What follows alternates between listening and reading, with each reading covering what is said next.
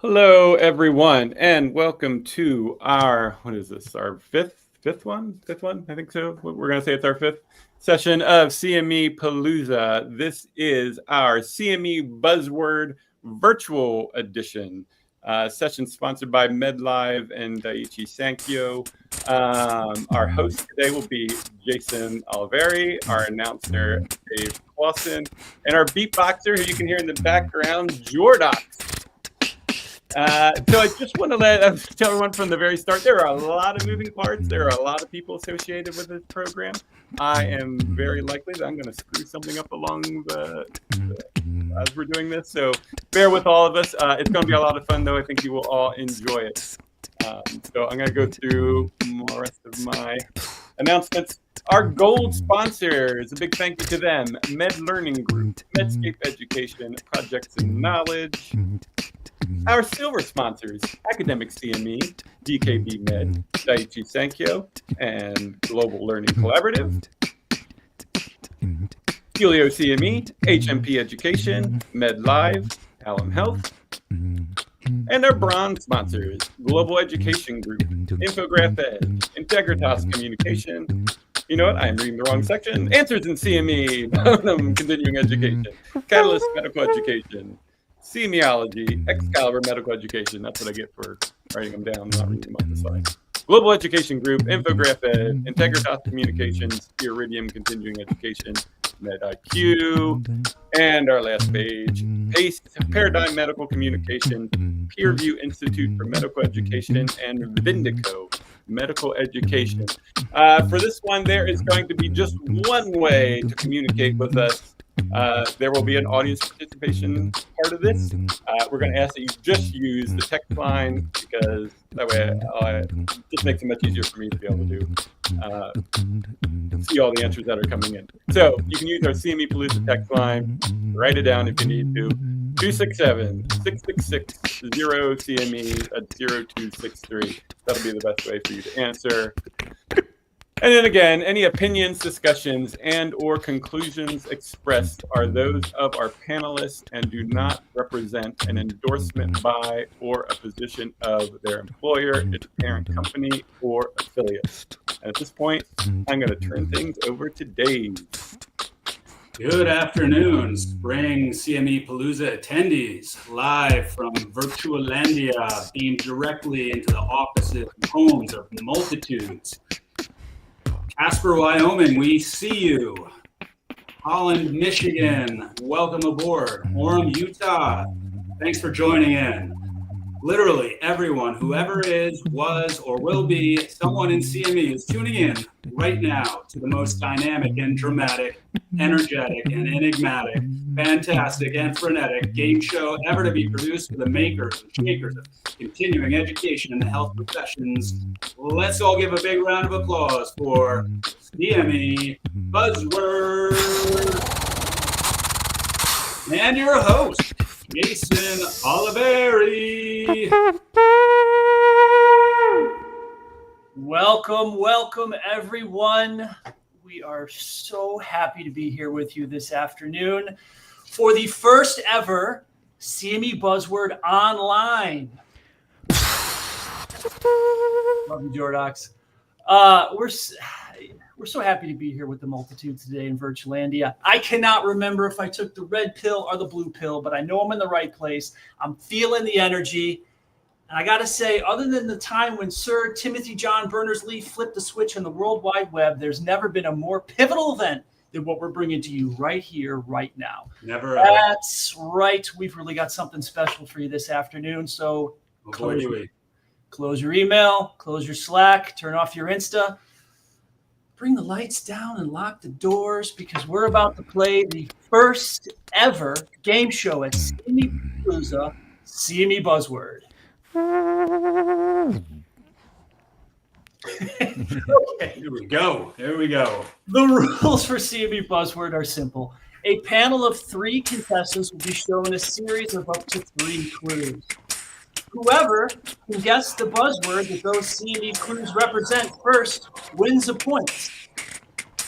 Now, Be careful, though, however, because if you guess incorrectly, you'll be disqualified from that round. And your other contestants are the only ones who are going to guess. So develop your strategy. Are you conservative and do you wait? Or are you aggressive and do you guess? We'll see.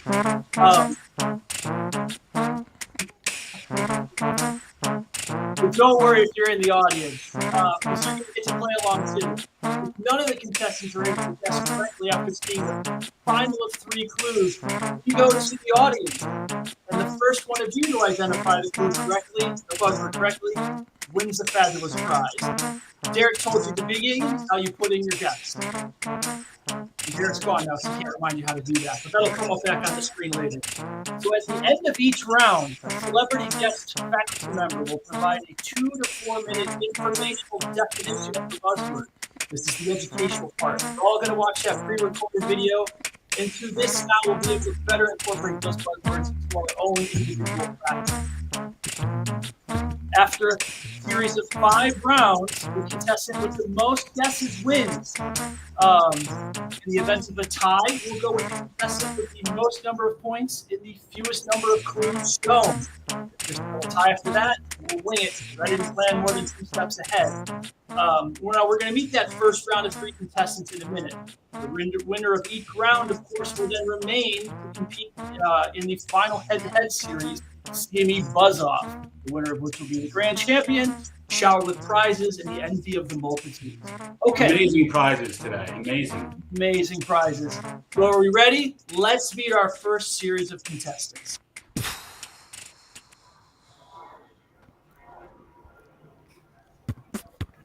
Welcome, welcome, welcome. Okay. So, contestant number 1.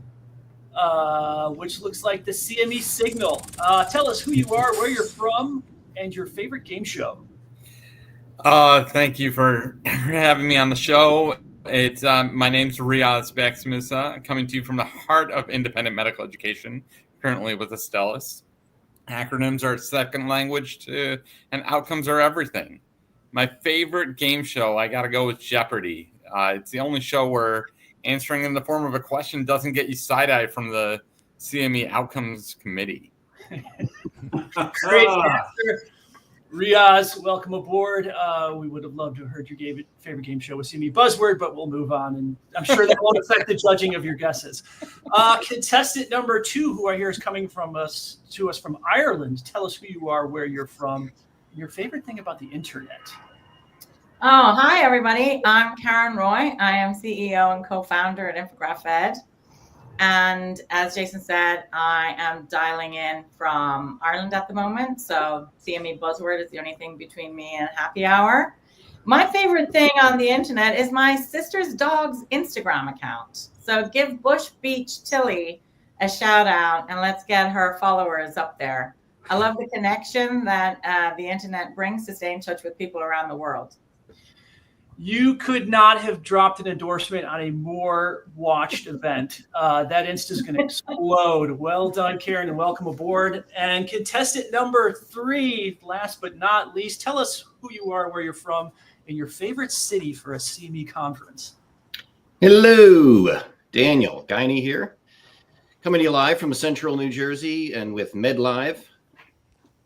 I would have to say, I think I'm looking excitedly forward to the upcoming Alliance meeting that's going to be in Atlanta, because it's not going to be at a Gaylord. Very good, very good.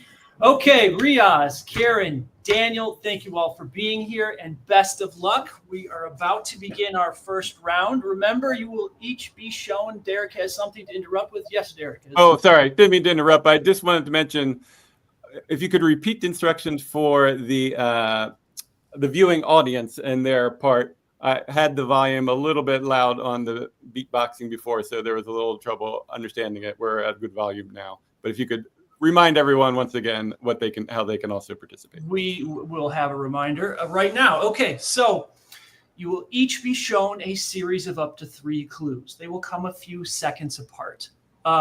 Shout out as soon as you think you know what the CME buzzword is that those clues represent. Now, if you guess incorrectly, you're going to be disqualified. If you guess correctly, we're going to reveal the buzzword, and then we're going to have a faculty guest, super special celebrity, give us this 2 to 4 minute pre-recorded video where they actually explain the buzzword, and then we're going to go on to the next round. Now, if you're in the audience, you get to play along too, so don't stop paying attention, because if none of these 3 contestants are able to guess the buzzword after they've shown the 3rd clue, we go to the audience, and the first one of you to send in the correct answer to the buzzword actually is going to win a prize.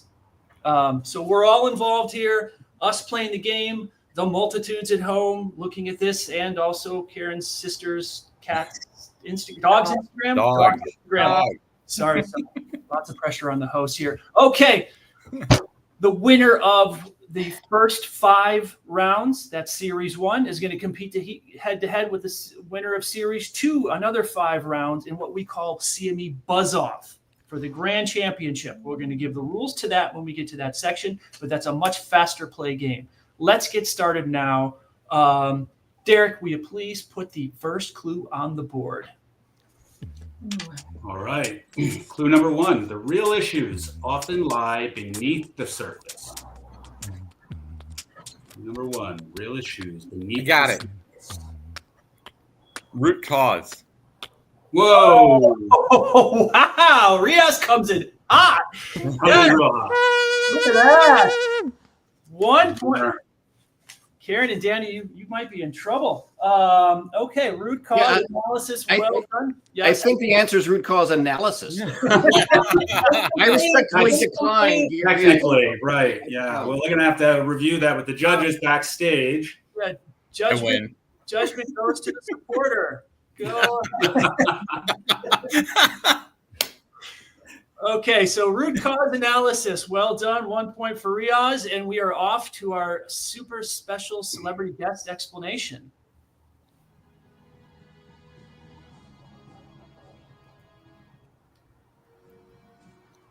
Hello, I'm Alex Howson, an educator and researcher, author of Right CME Roadmap, and host of the Right Medicine podcast. This CME buzzword Might want to turn up our mics a little bit at home so we can hear this better. Analysis reflects the difference between giving a patient a painkiller and understanding why they're in pain in the first place. Think of root cause analysis as a medical Sherlock Holmes. Instead of just treating symptoms, we're searching for the underlying cause of the problem. In CME, root cause analysis can transform how we approach needs assessment and gap analysis. While traditional needs assessments identify and describe clinical practice or performance gaps from sources like literature analysis, survey data, lived experience interviews, the practice gap we initially see is often just the tip of the iceberg. Root cause analysis is a structured analytic tool to help us understand why gaps exist in the first place and reveal the deeper and sometimes systemic issues beneath the surface. And by addressing these fundamental causes, we open the door to creating sustainable change in clinical practice. Root cause analysis follows a systematic process. Define the specific practice gap, collect data from multiple sources, identify contributing factors to that gap, analyze patterns and relationships between different factors, and develop targeted solutions to the problem. The fishbone diagram, also called an Ishikawa diagram, is one popular root cause analysis tool. It's a visual tool that helps you to organize and analyze contributing factors in categories like people, places, processes, equipment, materials, environment, and management. We can also conduct root cause analysis by repeatedly asking why until we uncover the fundamental source of the problem. For example, if you identify a problem with medication errors, you might ask why the errors are occurring, and then ask why again for each answer until you've identified the root cause. Another practical example, when we see diagnostic delays in a disease area, it's tempting to simply identify diagnostic delay as the gap. But through root cause analysis, we might discover that scheduling inefficiencies, communication breakdowns, or inconsistent follow-up procedures are really the root causes of these delays. Root cause analysis helps ensure our CME resources target the most critical issues, not just the most visible ones. So next time you're conducting a needs assessment, channel your inner Sherlock Holmes. Look beyond the obvious. Ask why multiple times and use root cause analysis to uncover the real story behind practice gaps. Your educational interventions will be more targeted, more effective, and more likely to create lasting change. It's elementary, dear Watson.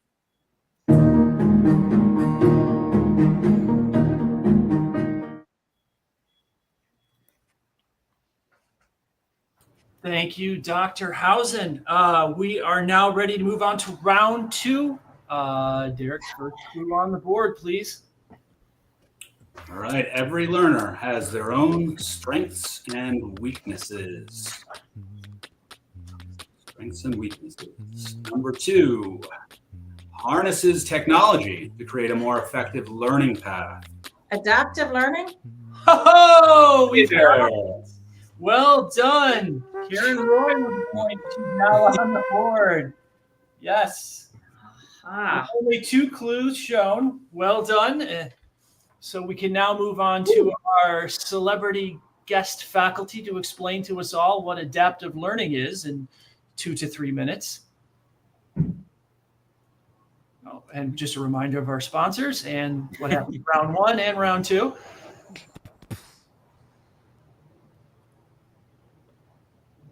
Adaptive learning. Here we go.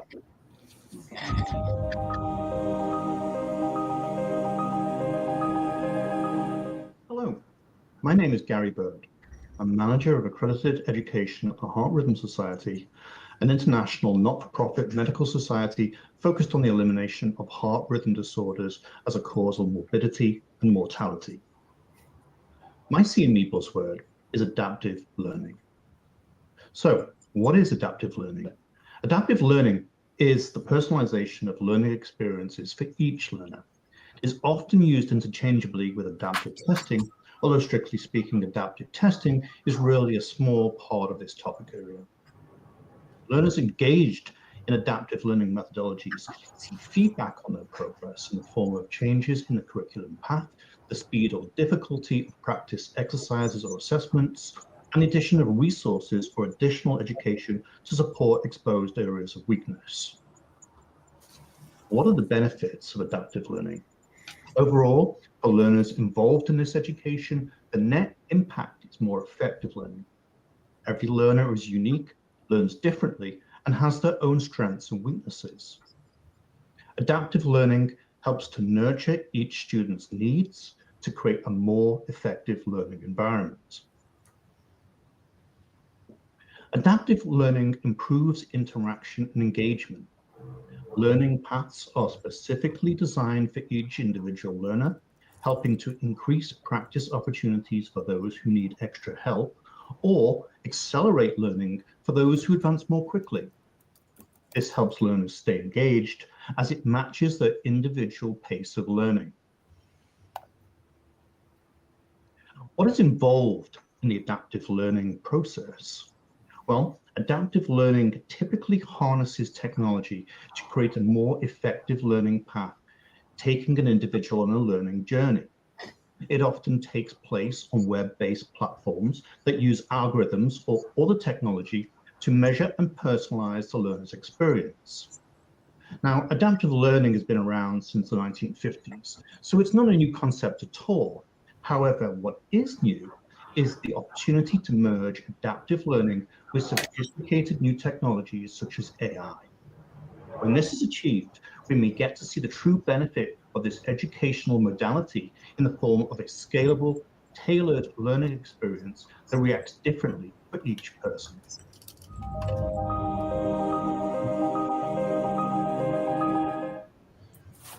Thank you, Dr. Bird. We are now ready to begin round 3. Just a quick reminder, there's 5 total rounds. Right now we have Riaz and Karen neck and neck at 1 point each. Daniel, how you doing? Round 3, off we go. Here we go. I'm here. Clue number 1. First coined in 2002 by Nick Pelling at his firm Conundra Ltd, a UK consultancy for electronic device development.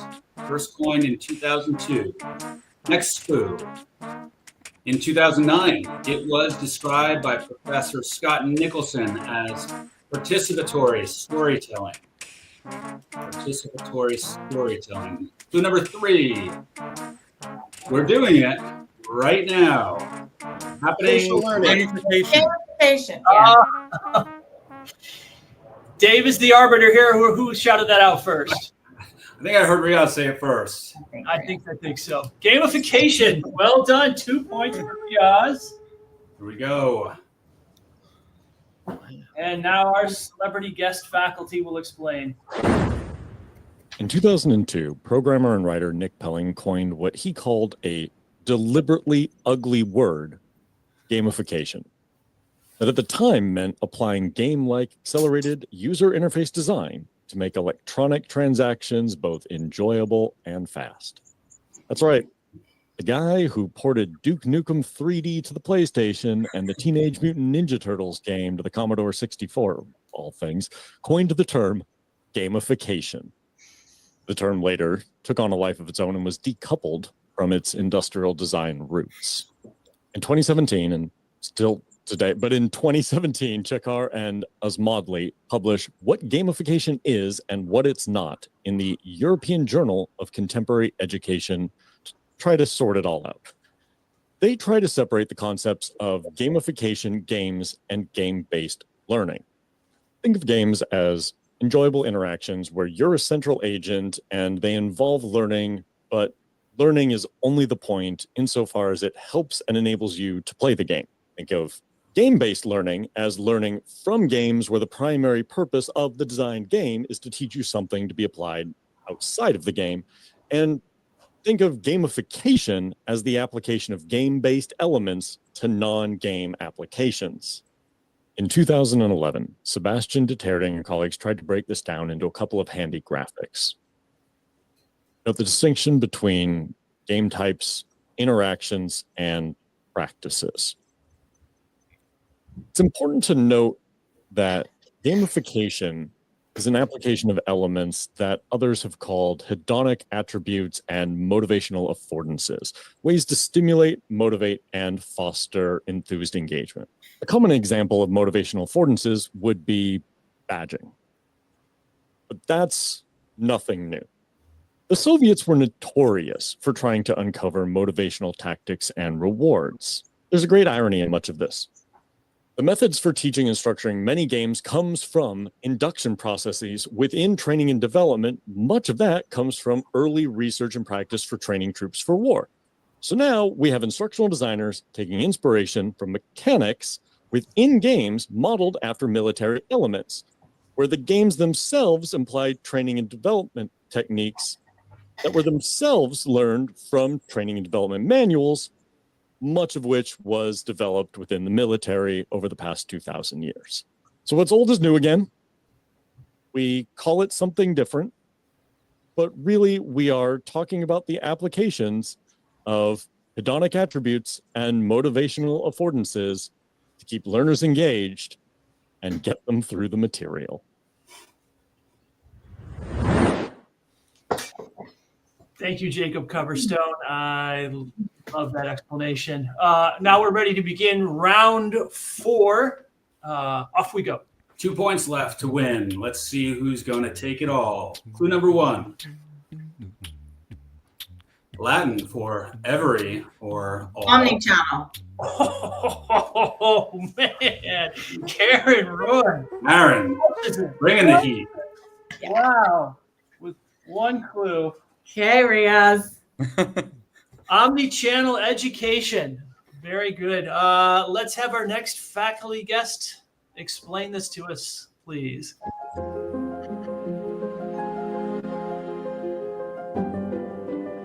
Hello, my name is Sarah Grover, and I work at Platform Q Health on the MedLive brand.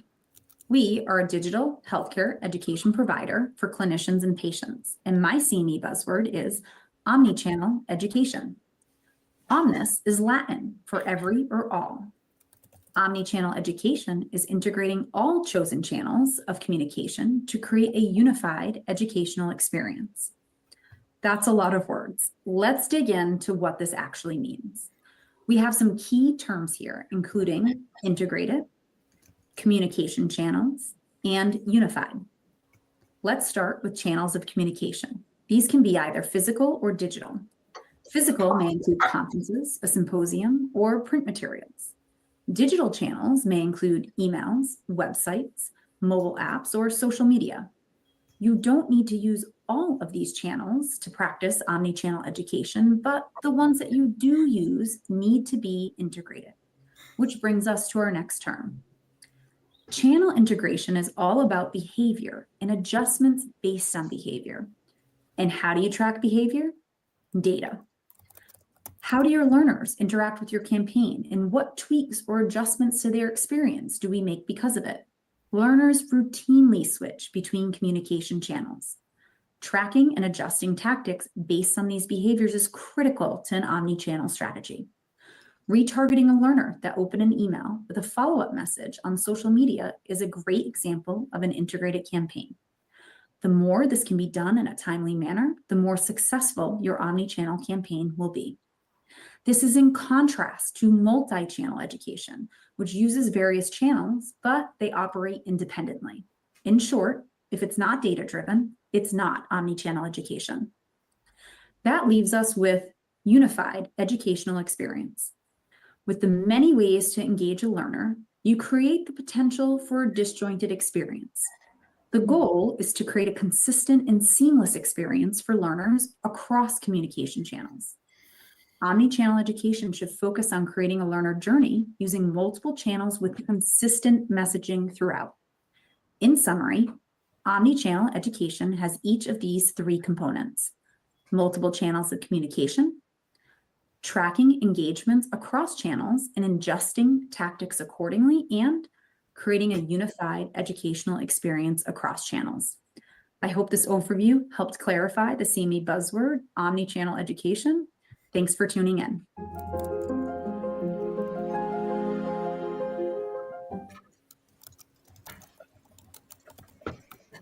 Thank you. We have so one much. last Okay, before we begin round 5, just a quick accounting here. We have Riaz with 2 points with 4 clues shown. We have Karen Roy with 2 points with 3 clues shown.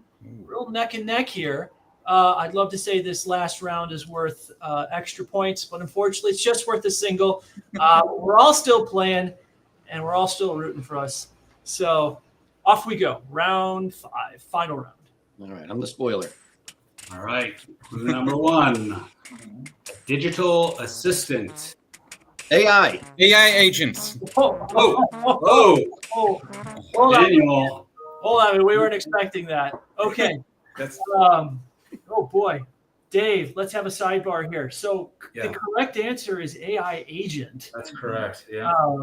Yeah, I think also if we award it to Daniel, then we're at a kind of a standstill because there's no clear winner. So I think Riaz is the winner. AI. No. Neck and neck it was, though. Thank you, everyone. Off to our final celebrity guest for round 5. And I'd like to say we maybe forgot to mention the beginning of round 1, but the winner of each round is awarded a $25 Amazon gift certificate.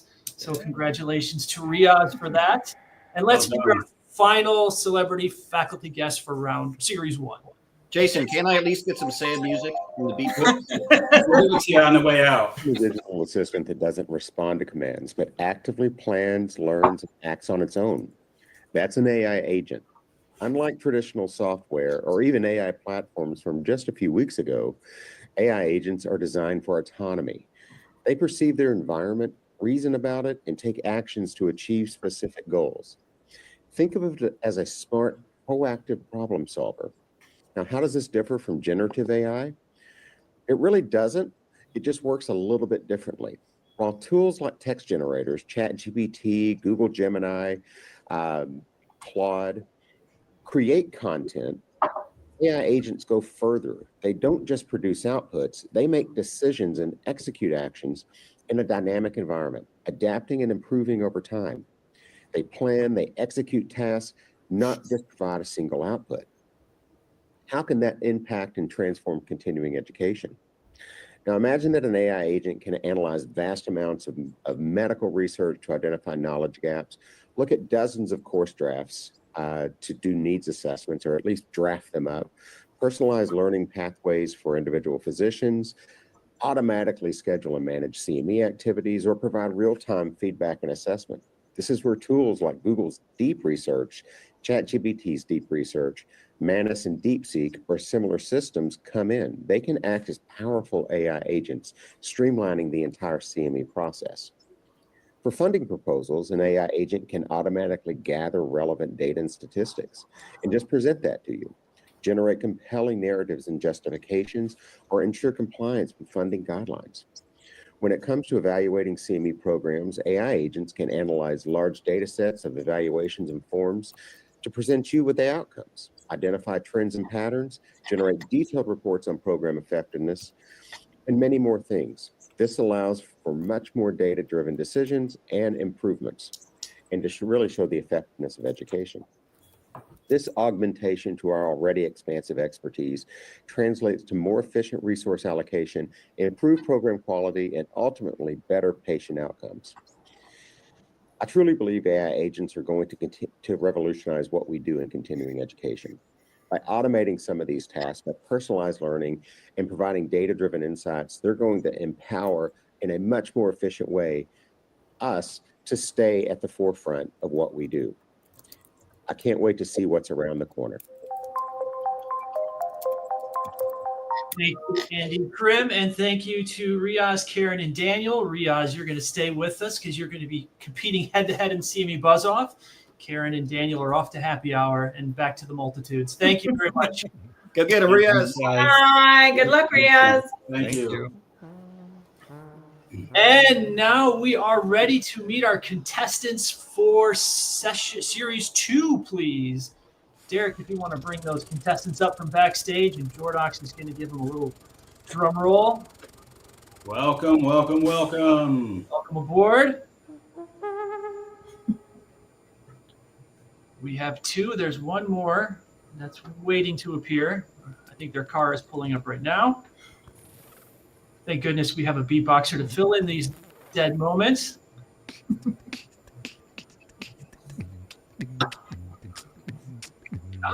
There we are.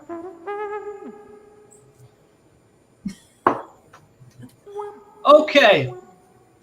Time for our three new contestants. So welcome. I'm going to give you all a quick reminder of how the game works. You're going to be shown a series of up to 3 clues. As soon as you think you understand or recognize the buzzword that those clues might represent, shout it out. But be mindful that if you shout out the wrong answer, you're disqualified from the round and are no longer able to guess. So use your strategy wisely. There's going to be a total of 5 of these rounds. The winner with the most number of points across the 5 rounds is declared the series champion. We'll compete head-to-head with our Series 1 champion, who was Riaz, in a little thing we call CME Buzz-Off. Very exciting, much faster game, the rules of which will be revealed when we get to that part. So we've got our 3 contestants all aboard. Thank you for that. We will start with contestant number 4, which I believe is Emily. Emily, tell us who you are, where you're from, and your favorite CME criterion.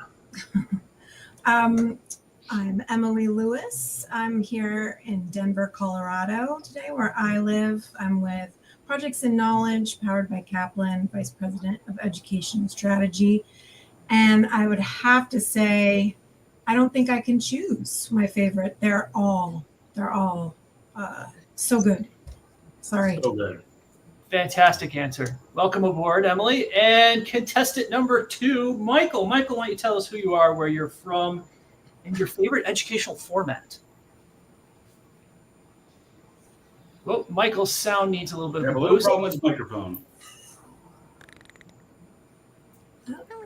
Backstage crew, can we get over to Michael and clean up the mic? Can I get a grip over here? Help. Key grip. That's boy. Michael, try exiting out and coming back on again. And I'll let you on. We'll see. Seems like you lost connection somehow. Well, let's move on to contestant number 3. Amanda, welcome aboard. Tell us who you are, where you're from, and how about your favorite CME game show host? CME game show host. My name is Amanda Kozerski. I am today calling from Horsham, Pennsylvania. And I am a CME supporter. And my favorite CME game show host would have to be Jason. Oh! Look at me go. Welcome aboard. I will remind all the contestants that I am the final arbiter of right and wrong answers. So, well done, Amanda. You're going to do well. Michael, welcome back. I think we have you now on sound. We were going to use sign language. Use closed captioning for Michael. Get a chalkboard and a little. Yeah. Okay, well, here's what we can. How about Michael? You can enter your answers in the chat, and we can read them out for you. Okay. Well, Michael Lemon, welcome aboard. His favorite educational format is RSS. So off we go. Thank you all for working through the glitches, and we're going to make this happen. And we're going to go on to round what is 1 for you all, but 6 for everyone else who's watching. Derek, please put the first clue on the board. Jordox, give us a beat. Here we go. Clue number 1, designed for a specific outcome. Very specific outcome. Clue number 2, not simply chopped up education, just chopped up into little pieces. Number 3, Micro learning. Oh, we have a correct answer from contestant number 1, Emily. Well done. 1 point. Well done. 2 clues. And we will now be visited by our super special celebrity guest faculty to explain microlearning. Hello, I am Andrea Gaiman. I'm the Chief Product Officer at Helio. And today, my CME buzzword is, drum roll please, microlearning. So what is microlearning? Microlearning is the process of learning through short, digestible, well-planned units designed to elicit a specific outcome from the participant. So the key part in that definition is short, well thought out education that has a specific. Microlearning isn't about taking your existing programs and chopping them into smaller bites. You have to ask yourself, will the learning supplement what you're trying to teach? Will it reinforce? Will it augment? Or will it remediate? In order to help you think through how you can design the best microlearning, I created a worksheet that I want to take you through.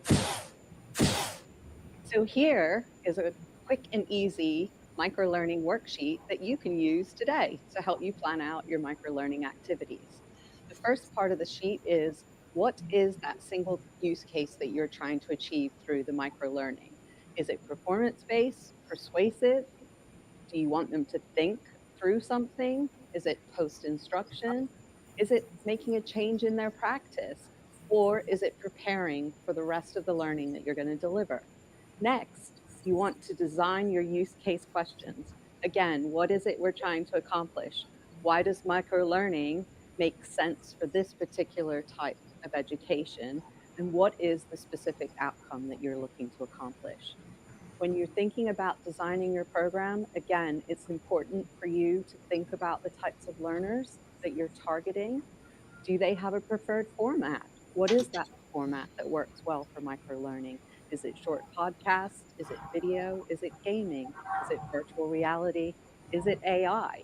And how will you develop this to think about where to include this intervention, how long it should be, what is involved? And lastly, we all have to worry about our budgets. So again, what budget is going to help support that learning success? And then probably one of my favorite parts is with microlearning is, how will we measure the impact and the success and the desired outcome. If you think about that up front, then you know what your KPIs are that you want to measure to see if this program was a success. And in today's world where we're all driven by our outcomes, this particular piece is extremely important for microlearning. I hope by now you understand the CME buzzword microlearning, and I hope that I've given you some things to think about of how you could incorporate this into your future learning. Thank you very much. Thank you, Andrea Gaiman. Okay, we are ready for round 7. First clue on the board, Jordox with a B. Let's go. You've probably tried this outcome approach. Number 2. Doubt it was done vigorously. Tried it before. Probably not done vigorously. Number 3. Can master this methodology. Confidence-based assessment. Michael Lemon with the chat submission. Wow, well done. Amazing. Virtual needs words. To speak is not affecting his ability to compute. Well played, Michael Lemon.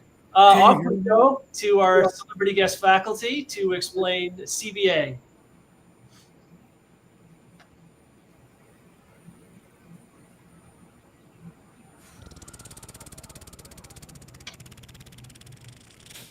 Confidence-based assessment, from buzzword to brilliant strategy to teach and measure impact. 5 things you need to know. The validity of multiple choice approaches are undermined by guessing. Highly confident learners retain 4 times as much information over time. Knowledge is only actionable if you know something, i.e. have confidence. Gold standard CBA approaches are a well-evidenced learning and teaching strategy, and gold standard CBA approaches provide a critical new way to inform your impact story. So what are gold standard CBA methodologies? It's a 2-part question, where first you ask the root knowledge or competence question, and second, you ask how confident the learners are with their answer. By coupling knowledge and competence questions together, they directly drive the learner's reflection, and they generate novel data.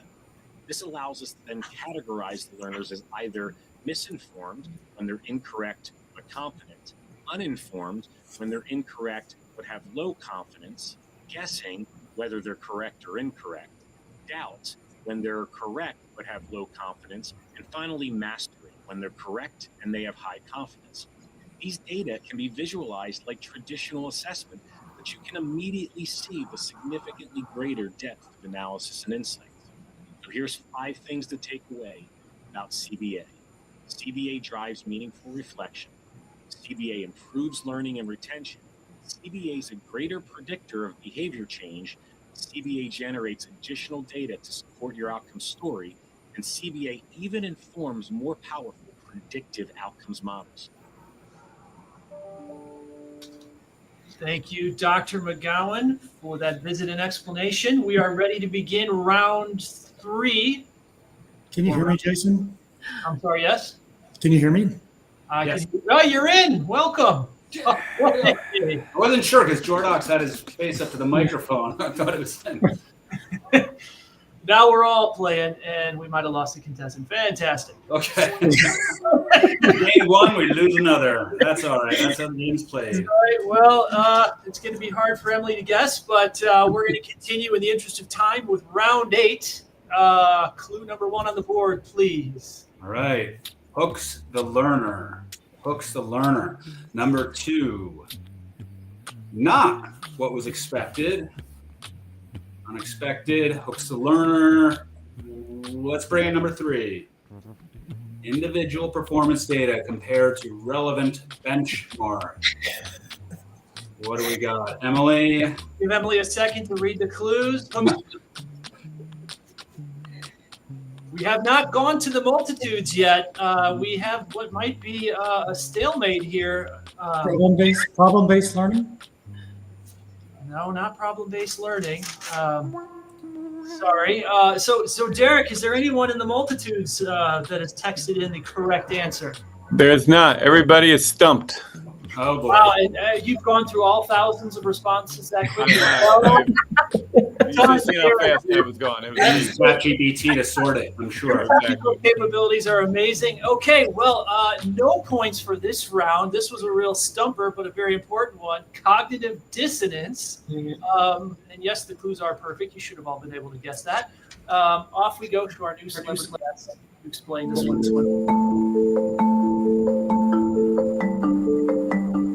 One of the key challenges we have as educators is to get and hold our learners' attention. We know they're busy. If we don't hook them early and often, they're like someone scrolling their social media feed, ready to swipe to the next video at the first sign of boredom. One way to engage learners is by challenging what they think they know to be true. So they start an education session thinking one way, but early on, they're presented with information that's in opposition to their current beliefs. This snaps them out of autopilot. Hey, what's going on here? That's not the way I understand things to be. This teacher doesn't know what they're talking about. Or do they? Could I be wrong? This feeling that a learner experiences when new information challenges what they thought they knew is called cognitive dissonance. In education, this uncomfortable feeling is extremely valuable because it helps learners become more open, reflective, and ready to engage with complex or unfamiliar ideas. There are a lot of different ways to generate cognitive dissonance among our learners.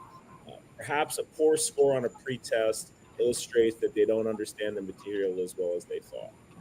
Maybe if you cite performance data in their region or city and they see that the outcomes are much worse than they expected, they lock in to pay attention.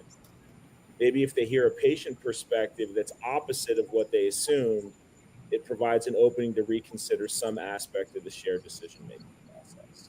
So making our learners uncomfortable is actually a positive in that it opens them up to learning rather than shutting them down. So as you design your activities, make sure to challenge your learners' assumptions using cognitive dissonance early and often, and you'll probably do a better job of changing your learning.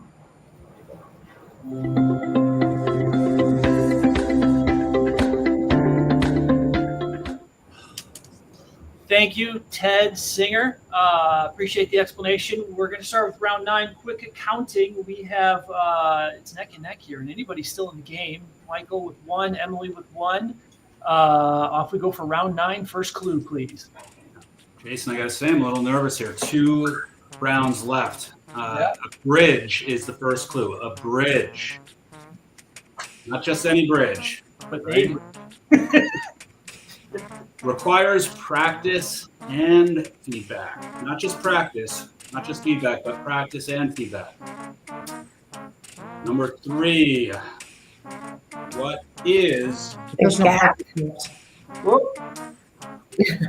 think I heard Michael had a first guess there. What was that? Professional practice gap. Not exactly. Emily, you had something you wanted to say? No.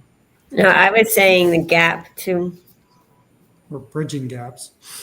I mean, so Amanda, it sounded like you said knowledge translation. I did, yes. That's what your favorite CME host thought he heard. So That yeah, was. knowledge translation. Well done. That's exactly what I heard as well. Congratulations.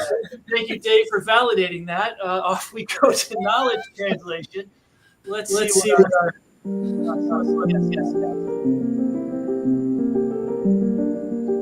Knowledge translation.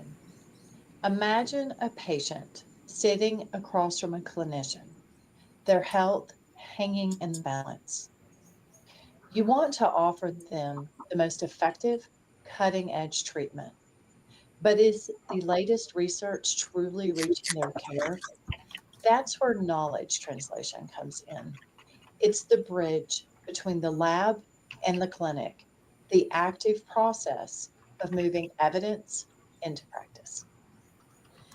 Think about a golfer trying to improve their game. They read articles, watch videos, know the theory of a perfect swing. But knowing isn't enough. They need to see it demonstrated, practice it, get feedback, and implement those changes into their muscle memory. They need to bridge the gap between knowing what to do and actually doing it consistently on the course. In medicine, we all know the research exists, but the challenge is implementation. It's like understanding the physics of a golf swing versus actually executing it under pressure.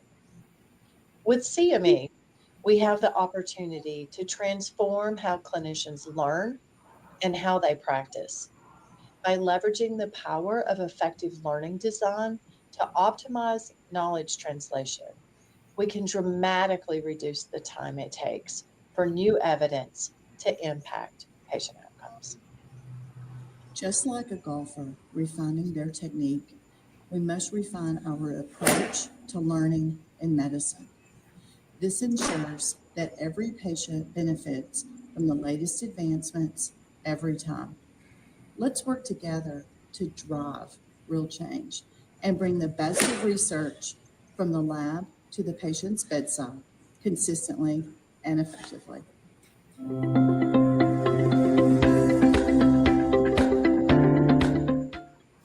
Thank you, Dr. Pardo. We are now going to do our last round of this series. It's neck and neck. Amanda, Michael, and Emily all have 1 point. So the winner of this one claims the $25 Amazon prize for winning this series, and then goes on to CME Buzz Off, which hopefully we'll have enough time to do today. So let's go. First clue, Jordax with the beat. Patient voice. Patient voice. Number 2. Shared decision making. Oh, sorry. Incorrect. Oh, sorry. Bold about move, though. That was the next clue, in fact. Shared decision making. Clue number 3. Last clue. Meaningful outcomes. Only Emily and Amanda can answer now. Meaningful outcomes. Shared decision making. Patient voice. What do all 3 of these relate to, or a buzzword? Any other clues we want to give, Jason?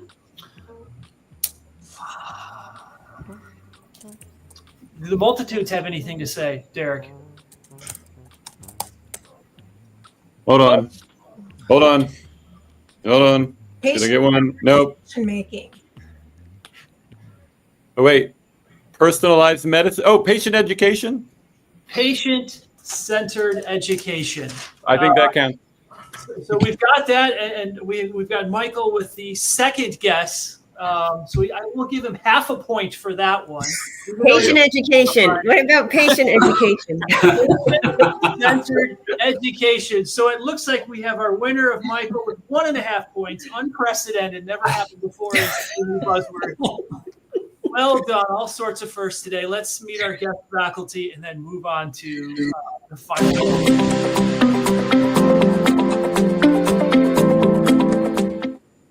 Hi, my name is Nancy Painter, proud member of the Alliance, and I head up medical affairs strategy for Platform Q MedLive. I'm here today to share some insights about a concept that's not just transforming continuing education, but I think at its core is fundamentally challenging us to reimagine the very purpose of learning in healthcare. And the concept that I'm here to talk about today is patient-centered education. At its heart, patient-centered education is about listening to patients, and it's about truly seeing them. It's about respecting their lived experiences, valuing their preferences, and honoring their unique journeys. It's a reminder that education doesn't stop at clinicians. It extends to the people who live with the decisions that the clinicians that all of us make every day. To make the concept more tangible, let's explore 3 concepts that bring patient-centered education to life: patient voice, shared decision-making, and meaningful outcomes. When we think about patient voice, what it means, patient voice means bringing patients' lived experiences into the learning process, not as anecdotes, but as essential transformative insights. Why does this matter?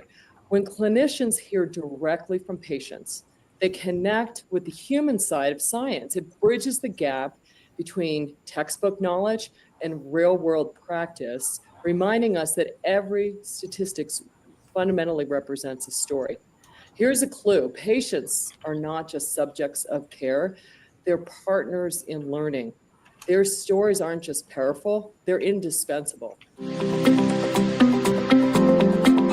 Shared decision-making.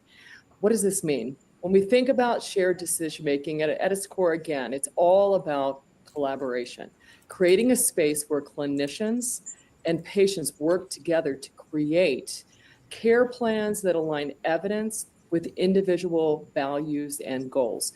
Well, why does this matter to the continuing education community? The approach to enable collaboration equips clinicians with the tools to empower patients, to enable patients, to foster trust and ensure that care plans are not just clinically sound, but they're personally meaningful. Here's a clue. It's about meeting patients where they are, not just with knowledge, but with empathy and understanding. Meaningful outcomes. Does any of our work matter if it's not producing meaningful outcomes and meaningful to the people we all serve, which is the patients? What does this mean to deliver meaningful outcomes? It means focusing on making care outcomes resonate with what patients value most. It's not just about adherence. It's not just about survival. It's about life as they define it, what is meaningful to them.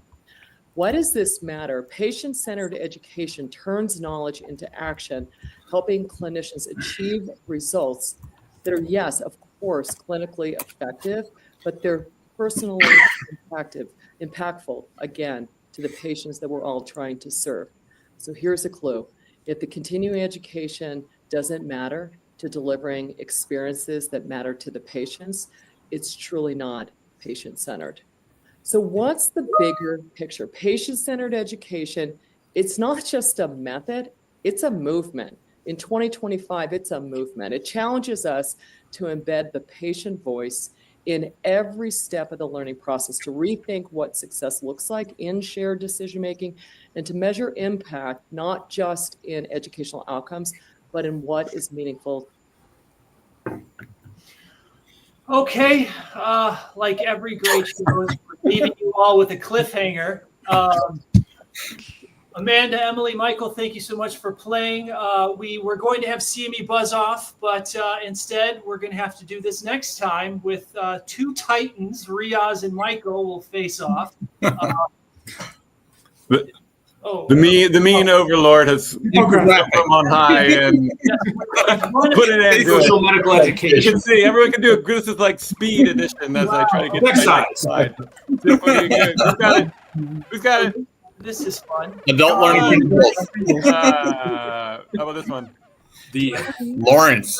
Those contestants who would like to rejoin at the next one are welcome back, of course. Yes. Thank you all for your time. Thank you for the contestants. Thank you for the faculty. Thank you to Jordox. Thank you to CME Palooza. We had a lot of fun. And I think we can declare Jordox the winner. That's what I agree. Jordox, a ceramic pet mug is coming your way. Thank you so much. Great. Let me do my ending slides very quickly before you go into the next session. Just oops, look at that. I'm going so fast. There we go. Reminder to do the scavenger hunt that is on the website. Go to ACHL's website, click on the CME Palooza logo. Got 2 minutes left. Remember to take our survey if you can. It's on the live page. And somehow I missed the very last slide. So a reminder that the next session is coming up at the top of the hour. So in 2 minutes, go to the live page, click on the link for the what time is it? 2 p.m. session. So our afternoon snack session, which is sponsored by Medscape, reverse planning with forward thinking, will be the next one. Thank you, everyone. Guys on the call, just you can hang on for 1 second, and I'll end this stream, and then we can chat.